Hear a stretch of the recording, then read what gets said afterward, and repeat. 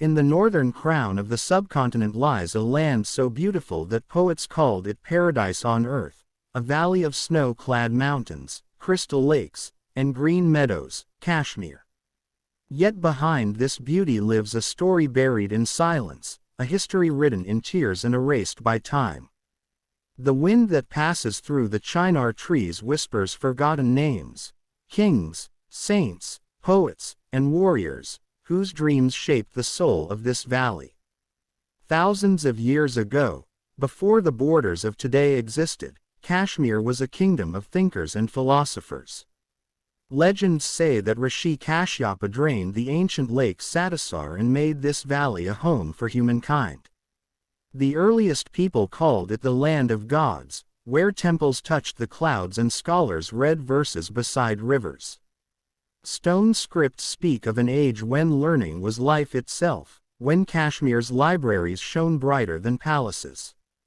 Then came the great age of kings. Among them rose Lalitaditya Muktapada of the Karkota dynasty, a ruler whose glory echoed from Tibet to Iran.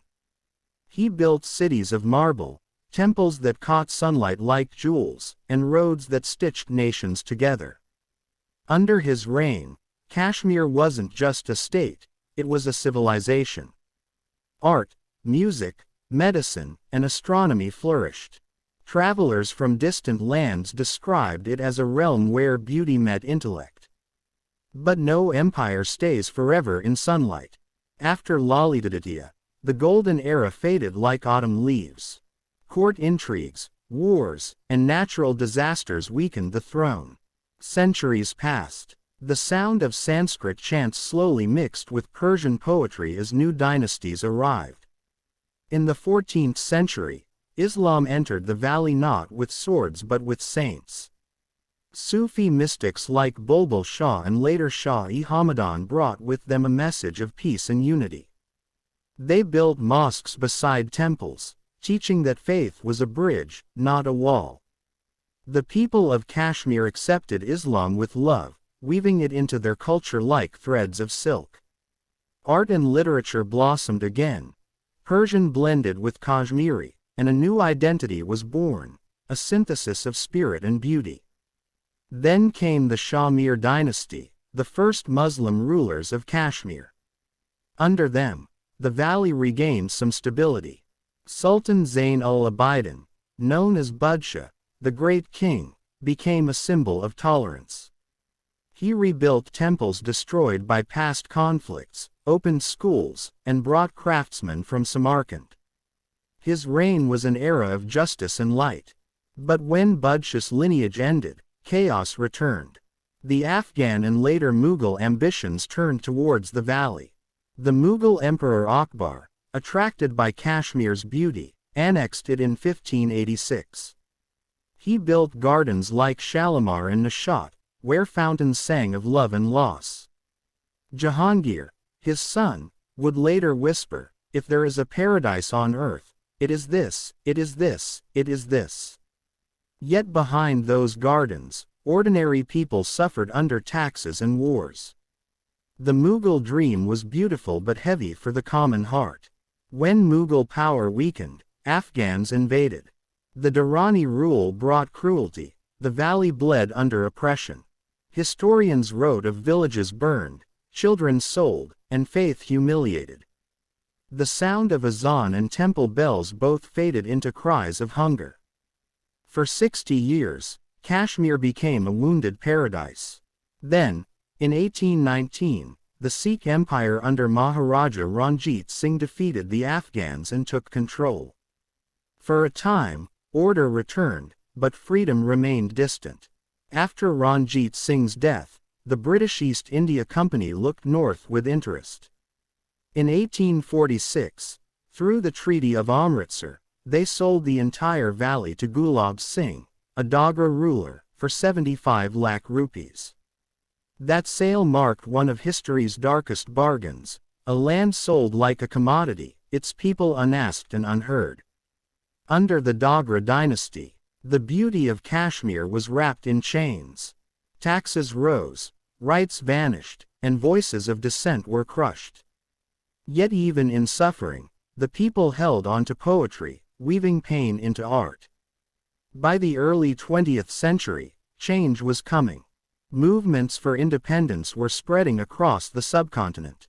In the quiet villages of Kashmir, whispers grew louder. Sheikh Abdullah and others began to demand dignity for their people. The air filled with slogans for justice, while British power neared its end. Then came 1947, partition. The world around Kashmir was being cut by new borders.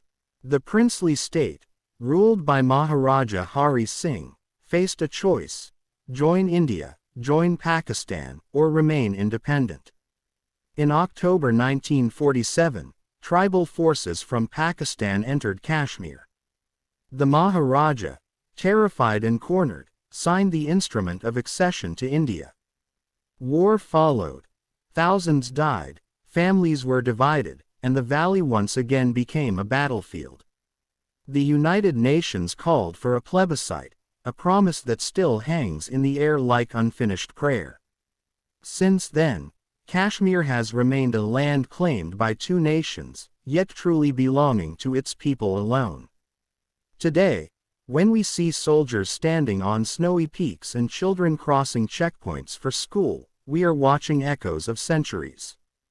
Every mountain here remembers the songs of old kings. Every lake reflects the tears of those lost. The Dal Lake may look calm, but beneath its waters lie stories of merchants, poets, and rebels who once dreamed of freedom. The modern history of Kashmir is written in blood and bravery. The wars of 1947, 1965, and 1999, the conflicts, the ceasefires, the line of control, all are chapters of an unfinished book.